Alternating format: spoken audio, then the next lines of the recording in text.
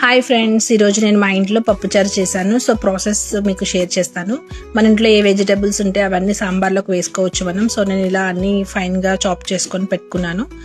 Next చింతపండు నానబెట్టుకున్నాను, తగినంత చింతపండు. సో అన్ని తర్వాత ముందు కందిపప్పుని కూడా ఉడకబెట్టేసాను పసుపేసి. నెక్స్ట్ ఒక సాంబార్ పెట్టడానికి ఒక బౌల్ తీసుకుని సో దాంట్లో మన వెజిటేబుల్స్ అన్నీ వేసేసి ముందుగా నేను కలిపేసి పెట్టుకొని తర్వాత నేను స్టవ్ వెలిగించి మరిగిస్తాను అనమాట. సో దీంట్లో తగినంత ఆయిల్ వేసాను. నెక్స్ట్ ఉప్పు వేసాను సరిపడా. సో తర్వాత సరిపోతే చూసుకొని వేసుకోవచ్చు ఉప్పు కారం. సో ఫస్ట్ ముక్కలు ఉడకడానికి నెక్స్ట్ పసుపు వేసాను.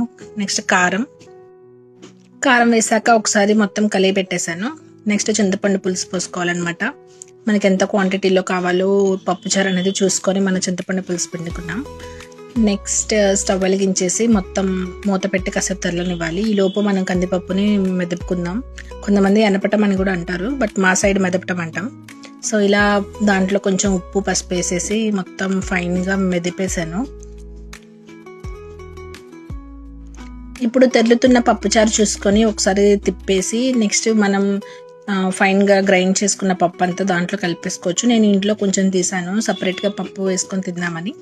సో మొత్తం పప్పు అంతా కలిగి పెట్టేసి ఉప్పు కారం కొంచెం చూసుకొని ఏమైనా ఉంటే అడ్జస్ట్ చేసుకోవాలి. సో నేను వేసిన సరిపోయాని అనుకున్నాను. నెక్స్ట్ లాస్ట్లో తిరుమాత వేయటం అనమాట. ఫైన్గా ముక్కలన్నీ ఉడికాయి అనుకున్నప్పుడు సో ఆయిల్, తిరుమాత గింజలు అండ్ పచ్చిమిర్చి ఇంకేమైనా వేసుకోవాలంటే వేసుకోవచ్చు. సో ఇంగు అనేది మెయిన్ అనమాట. సో ఇంగు వేసేసి తాలింపు పెట్టేశాను, కలిపేశాను. సో ఫైన్గా పప్పుచారు చూడండి ఎలా ఉన్నాయో. నచ్చితే లైక్ చేయండి. Thank you.